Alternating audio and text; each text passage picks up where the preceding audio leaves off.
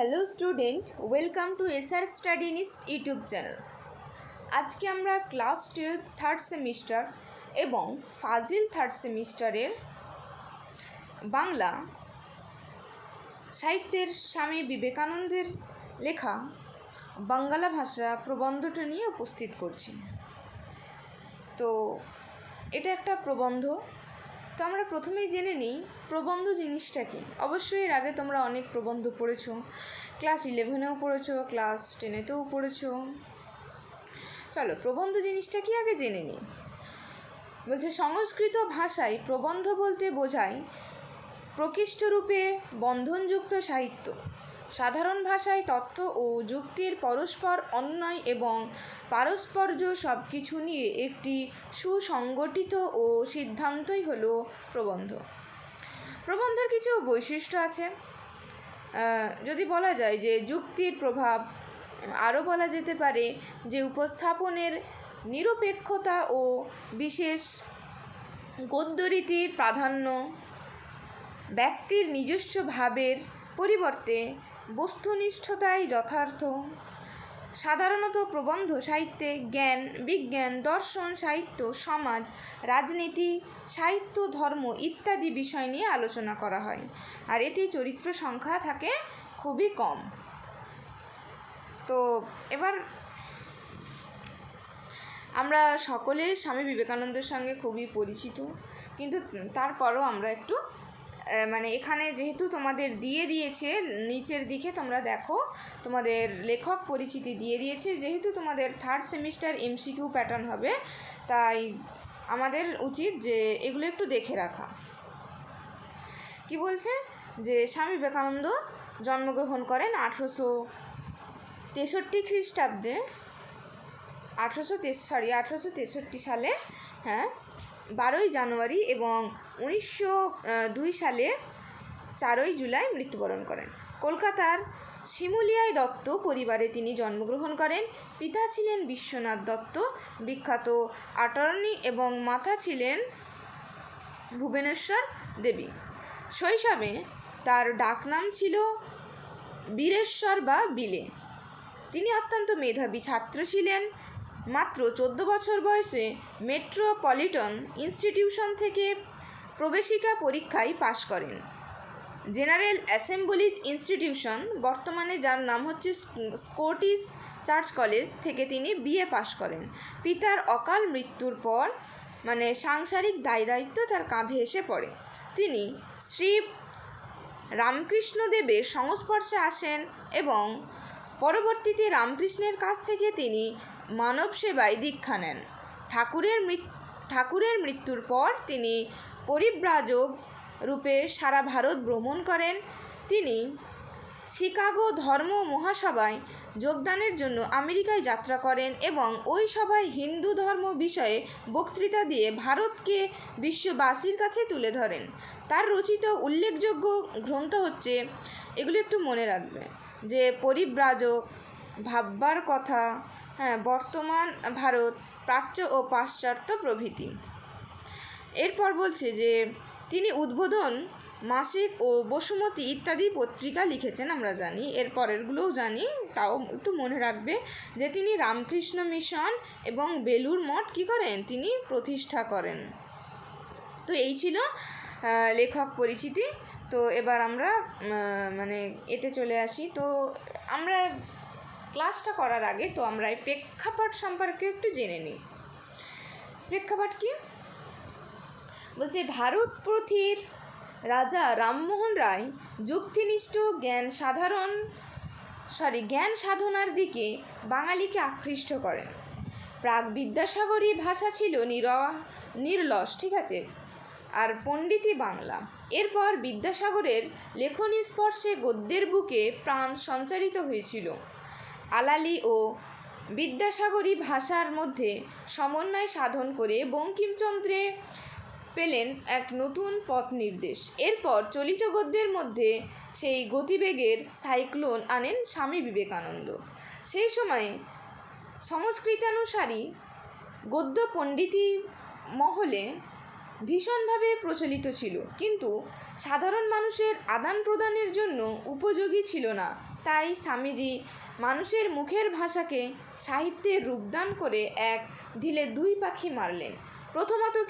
প্রথমত চলিত গদ্যের মাধ্যমে সাহিত্য রচনা করে সকলের জ্ঞান সাধনের সুযোগ করে দিলেন। দ্বিতীয়ত বাংলা ভাষাকে অনেকখানি আধুনিক করলেন। যদিও চলিত গদ্যের সেই পূর্ণ বিকশিত রূপ আমরা সাহিত্যে পেয়েছিলাম। তো এই ছিল আজকের প্রেক্ষাপট। আমরা এবার এর উৎসটা একটু দেখে নিই। উৎস কি, কোথার থেকে নেওয়া হয়েছে না, বাংলা ভাষা প্রবন্ধটি উদ্বোধন পত্রিকার সম্পাদককে লেখা স্বামীজির একটি পত্র প্রবন্ধ। এখানে তোমাদের দেওয়াই আছে, এটা দেওয়াই আছে। তারপরেও আমি বলছি যে বাংলা ভাষা প্রবন্ধটি উদ্বোধন পত্রিকার সম্পাদককে লেখা একটি স্বামীজির পত্র। আসলে এটা কি ছিল? একটা চিঠি ছিল। এটা কি ছিল? একটা চিঠি।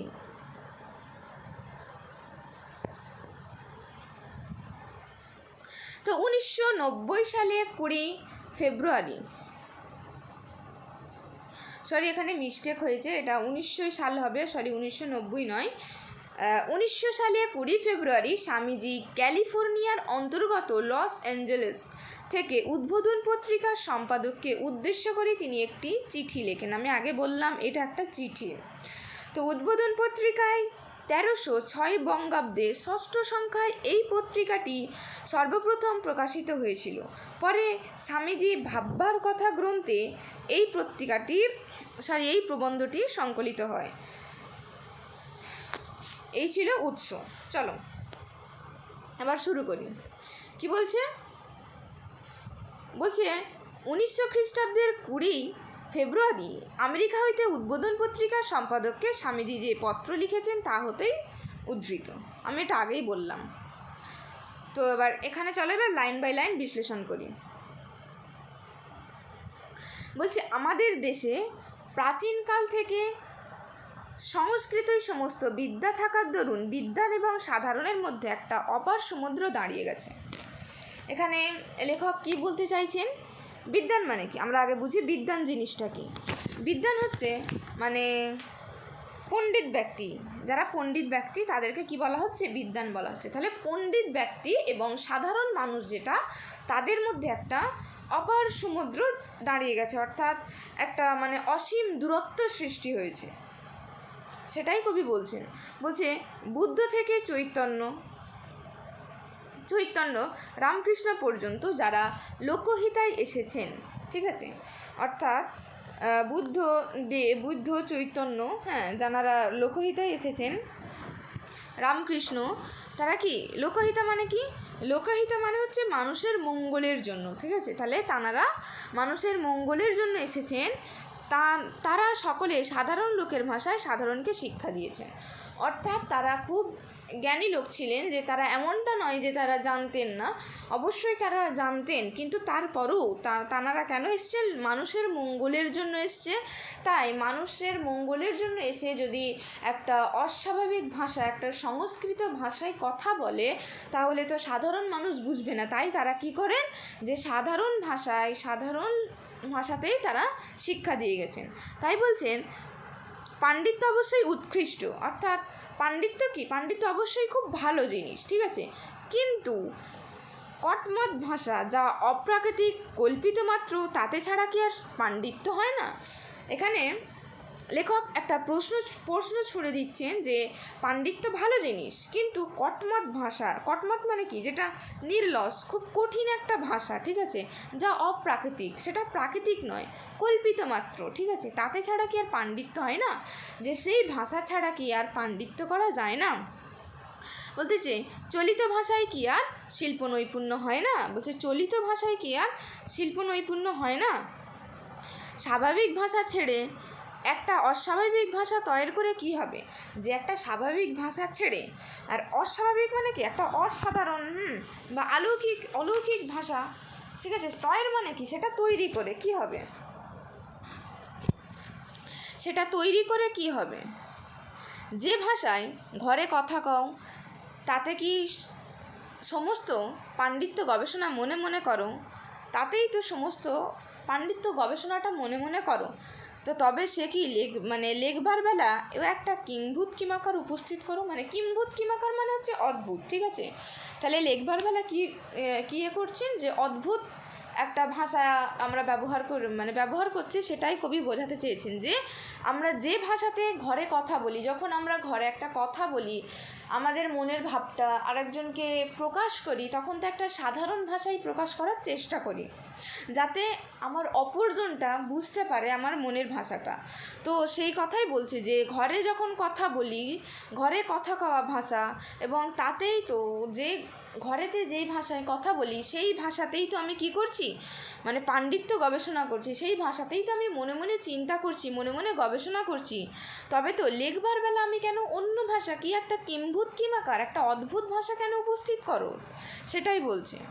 যে ভাষায় নিজের মনে দর্শন বিজ্ঞান চিন্তা করো, হ্যাঁ, যে ভাষায় আমরা চিন্তা করছি, ঠিক আছে, দর্শন বিজ্ঞান আমরা যেগুলো চিন্তা করছি, 10 জনের বিচার করছি, ঠিক আছে, সে ভাষা কি দর্শন বিজ্ঞান লেখবার ভাষা নয়? তাহলে যে ভাষায় আমরা মানুষের বিচার করে দিচ্ছি, ঠিক আছে, যে ভাষায় আমরা চিন্তা করছি, যে ভাষায় আমরা মনের ভাব প্রকাশ করছি, যে ভাষাতে আমরা বাড়িতে কথা বলছি, তো সেই ভাষা কি আর দর্শন বিজ্ঞান লেখবার ভাষা নয়? সেটা কবি এখানে প্রশ্ন করছেন।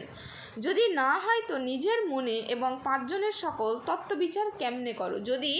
যদি না হয়, ধরো সেই ভাষাটা লেখবার ভাষা নয়, তো যদি লেখবার ভাষা না হয়, কবি এখানে বলছেন, তাহলে 5 জনের ও সকল তত্ত্ববিচার কেমনে করো?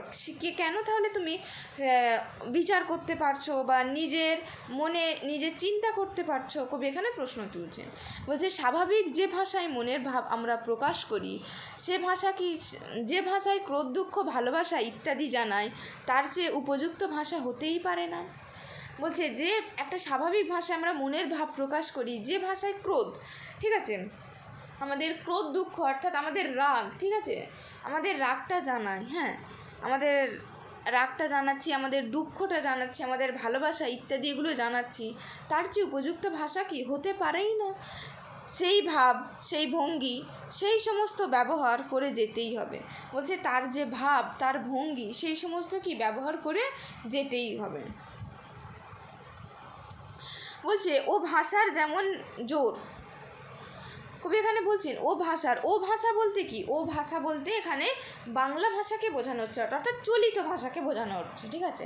বলছে ও ভাষার যেমন জোর, যেমন অল্পের মধ্যে অনেক, যেমন যেদিকে ফেরাও সেদিকে ফেরে, তেমন কোনো তৈরি ভাষা কোনো কালেই হবে না।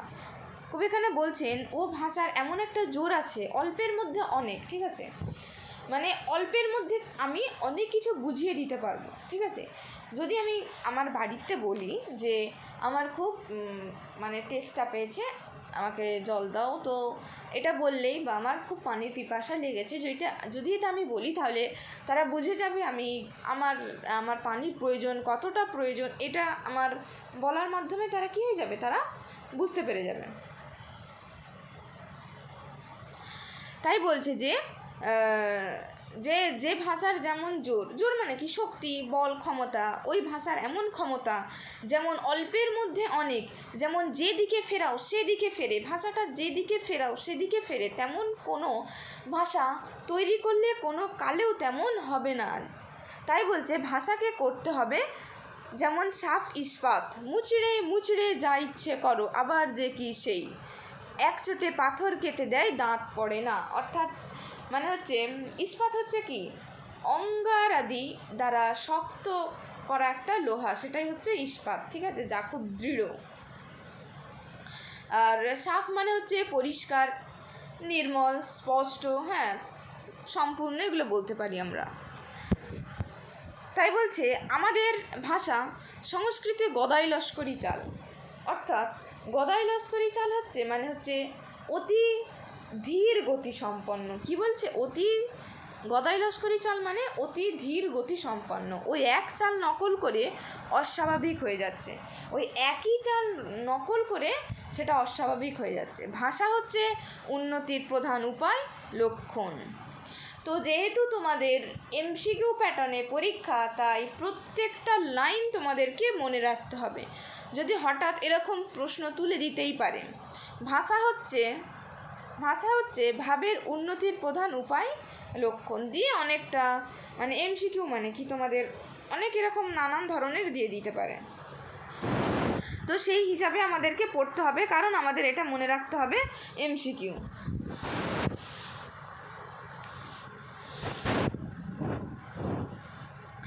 মানে দিতেই পারে যদি এরকম চলে আসে। এর আগে আমি বলেছি যে স্বামী বিবেকানন্দের প্রকৃত নাম কি ছিল। হ্যাঁ, তোমরা যদি জানো তাহলে অবশ্যই তোমরা কমেন্টে জানাও। আমি তোমাদের অপশান দিয়ে দিচ্ছি, তো অপশান দেখে তোমরা বলার চেষ্টা করবে। নরেন্দ্রনাথ লাহিড়ী, নরেন্দ্রনাথ দত্ত, নরেন্দ্রনাথ মল্লিক আর নগেন দত্ত। দেখো সব কিন্তু নরেন্দ্রনাথই আছে। যদি তোমরা ভুলে যাও তাহলে তোমাদের হয়তো এগুলো এমসিকিউ মানে কি খুব জটিল, ঠিক আছে, কিন্তু খুব ভালো করে পড়লে আবার খুব সহজ। কিন্তু যদি তোমরা ভালো করে না পড়ো তাহলে তোমাদের কাছে এই বিষয়টি খুব মানে অত্যন্ত জটিল বলে মনে হবে। চলো এরপরে বলছে, যদি বলি, আচ্ছা বলছে যদি বলো ও কথা বেশ, আচ্ছা তোমার কথাটা মেনে নিলাম, ঠিক আছে, তবে বাংলা ভাষা বাংলাদেশের স্থানে স্থানে রকমারি ভাষা কোনটি গ্রহণ করব। অর্থাৎ লেখক এখানে একটা আমাদের কাছে প্রশ্ন ছুড়ে দিলেন যে হ্যাঁ ঠিক আছে তোমার কথা মেনে নিলাম, তারপরও এই দেশে তো স্থানে স্থানে রকমারি ভাষা আছে। আমরা জানি যে আমাদের মানে এই যে বাংলা অঞ্চলের বিভিন্ন রকমের উপভাষা আছে, তো 5টা উপভাষা আছে। সেটা কি কি একটু জেনে নাও। তো এমসিকিউ বলা যায় না, কেমন কেমন কি প্রশ্ন দিয়ে দেয়।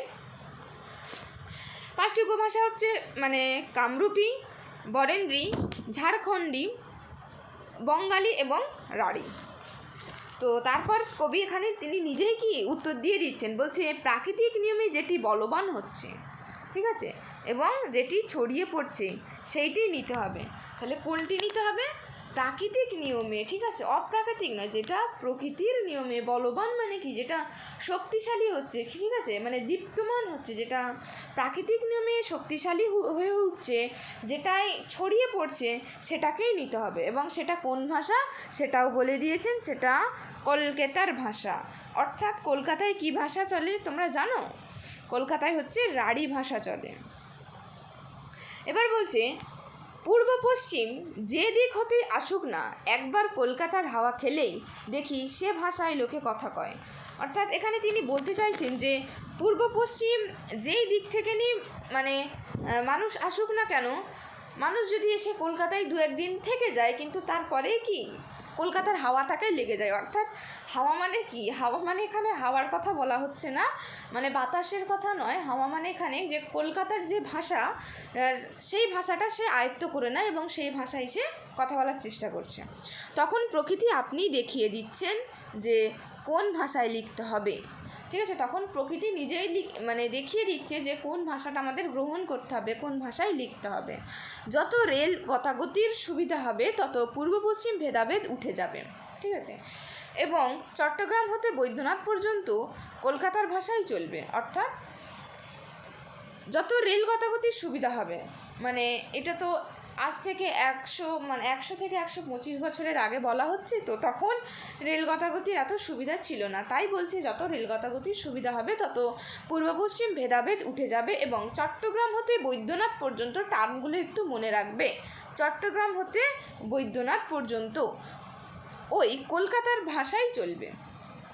কোন জেলার ভাষা সংস্কৃতর বেশি নিকটে সে কথা হচ্ছে না, কোন ভাষা জিতছে সেইটি দেখো।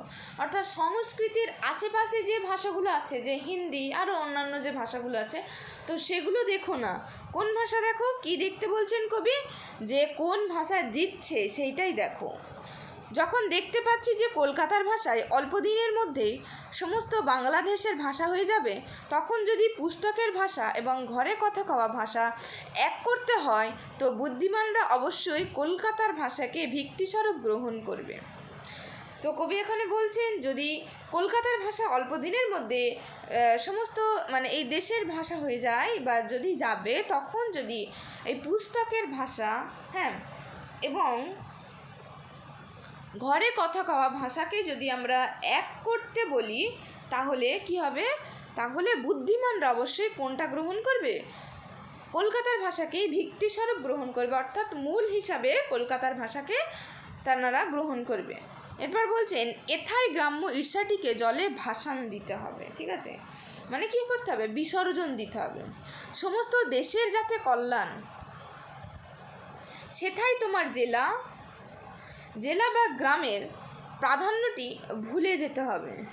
তো কবি এখানে বলছেন যে আমার গ্রামের ভাষা আলাদা, যে আমি যে গ্রামে থাকি সেই গ্রামের ভাষা আমি জানি, তো আমি একটা অন্য গ্রামে গেলাম বা অন্য শহরে গেলাম, হ্যাঁ, বা অন্য জেলায় গেলাম, তো সেখানে গিয়ে আমি আমার মনের ভাব যখন প্রকাশ করছি আমাদের গ্রামের ভাষা তারা বুঝতে পারছে না, তাই বলছে ওই গ্রামের প্রাধান্যটি তখন কি করতে হবে, তখন ভুলে যেতে হবে। ভাষা ভাবের বাহক, ভাবই প্রধান, ভাষা পরে।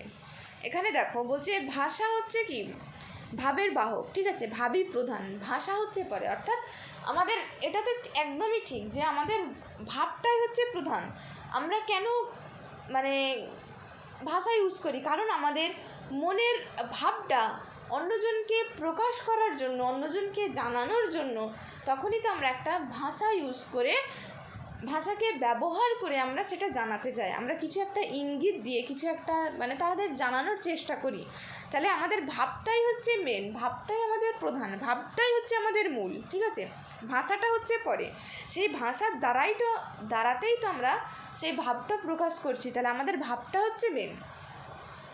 তাই বলছে যে হীরেমতির সাজ পরানো ঘোড়ার উপর বাঁদর বসালে কি ভালো দেখায়, অর্থাৎ মানে হচ্ছে কি যে একটা রত্ন বিশেষ, ঠিক আছে, মানে একটা রত্ন বিশেষ দিয়ে যদি একটা ঘোড়াকে সুন্দরভাবে সাজানো হয়, ঠিক আছে, হিরে মতি দিয়ে যদি একটা আমি ঘোড়াকে সাজাই, তার উপর যদি একটা বাঁদর বসাই, তো সেটি ভালো লাগবে।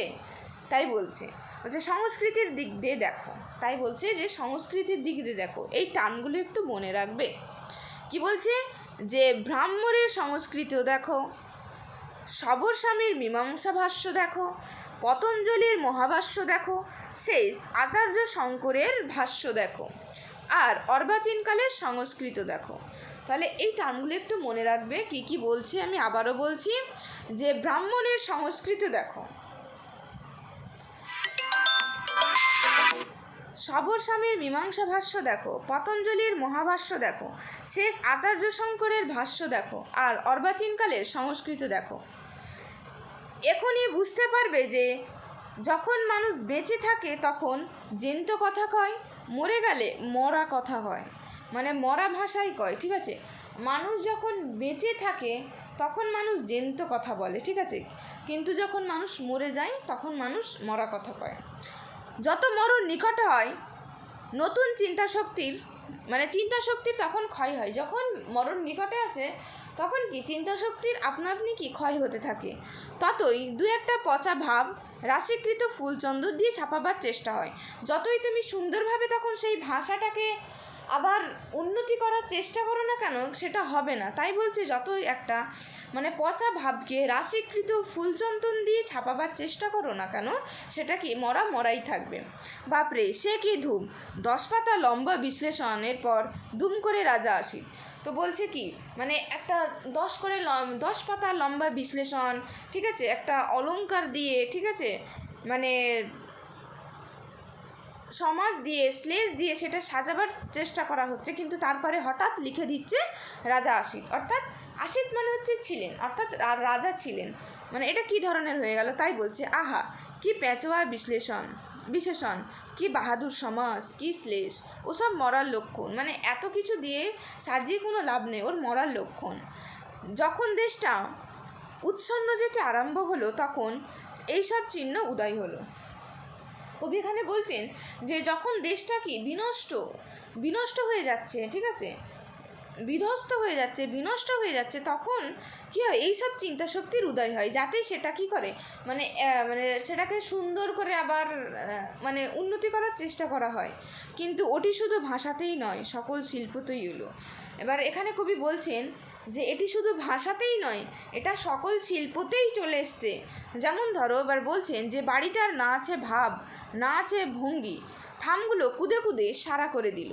বলছে একটা বাড়ি তৈরি করেছে, বাড়িটা অপরিষ্কার অগোছলো, তার কোনো ভাব কোনো ভঙ্গি নেই, কিন্তু তার যে বাড়ির সামনে যে থাম থাকে, ঠিক আছে, যে আমরা বলি পিলার বা পিলপে, এক কথায় বলা হয়, গোদা বাংলা কথায় বলা হয় যেটা পিলপে, ঠিক আছে, সেই পিলারগুলি সেই থামগুলোকে মানে কুদে কুদে মানে কি মানে কোনো একটা যন্ত্র দিয়ে, ঠিক আছে, সেগুলোকে মানে খোদাই করে কোনো নকশা করা হয়, সে তাই বলছে খুদে খুদে সাদা করে দিল।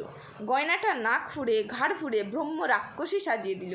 তো গয়নাটা যেখানে পরার কথা সেখানে না পরে আরও এক্সট্রা জায়গায় পরা হচ্ছে, যেখানে সেখানে গয়না পরে, মানে এমন দেখাচ্ছে ব্রহ্ম রাক্ষসী সাজিয়ে দিচ্ছে। কিন্তু সে গয়নার লতাপাতার চিত্র বিচিত্রের কী ধুম। বলছে সে গয়নাটার মানে লতাপাতা দিয়ে কত সুন্দর একটা সাজানো, চিত্র বিচিত্র দিয়ে কত সুন্দর একটা মানে অলংকার, সেই গয়নাটাকে এমনভাবে পরছে মানে ব্রহ্ম রাক্ষসী সাজিয়ে দিচ্ছে। তারপর বলছে গান হচ্ছে কি কান্না হচ্ছে কি ঝগড়া হচ্ছে, তার কি ভাব কি উদ্দেশ্য তা ভরত ঋষিও বুঝতে পারেন না। বলছে এক জায়গায় গান হচ্ছে, সেখানে গান হচ্ছে কি কান্না হচ্ছে কি ঝগড়া হচ্ছে, তার ভাবটা কি, তার উদ্দেশ্যটা কি, তার মাধুর্য কিছুই বোঝা যাচ্ছে না, তা ভরত ঋষিও বুঝতে পারবে না। বারবার বলছি, যেহেতু তোমাদের এমসিকিউ প্রত্যেকটা লাইনই তোমাদেরকে ভালো করে খুঁটিয়ে পড়তে হবে। হঠাৎ যদি তুলে দেয় যে তা ভরত ঋষিও বুঝতে পারেন, এখান থেকে কোনো মানে আসার সম্ভাবনা আছে। আবার সে গানের মধ্যে প্যাঁচের কি ধুম, বলছে সেই গানটার মধ্যে আবার প্যাঁচের খুব ধুমও রয়েছে। সে কি আঁকাবাঁকা ডামাডোল 36 নারীর টান, তাই রে বাপ, তার উপর মুসলমান ওস্তাদের নকলে দাঁতে দাঁত চেপে নাকের মধ্যে দিয়ে আওয়াজের সে গানের কি আবির্ভাব। ওস্তাদ বলতে এখানে মানে এশিয়ায়, ঠিক আছে, এশিয়া মুসলমানদের মধ্যে ব্যবহৃত একটি সম্মানসূচক উপাধি এটি। এই উপাধিটি বহুল প্রচলিত শিক্ষক এবং শিল্পীদের ক্ষেত্রে ব্যবহৃত হয়, ঠিক আছে। তাই বলছে সে কি আঁকাবাঁকা ডামাডোল, মানে হচ্ছে ডামাডোল মানে হচ্ছে হট্টগোল বিশৃঙ্খলা। হ্যাঁ, এবার 36 নারীর টান, তাই রে কি বাপ, তার উপর মুসলমান ওস্তাদের নাকে নাক চেপে তারা একটা সুর তৈরি করে, যে দাঁতের উপর দাঁত চেপে নাকের মধ্যে দিয়ে একটা আওয়াজ তৈরি করে, তার কি আবির্ভাব। এগুলো শোধরাবার লক্ষণ এখন ক্রমে বুঝবে যে যেটা ভাবহীন প্রাণহীন, যে ভাষা যে সে শিল্পে সে সঙ্গীত কোনো কাজের নয়।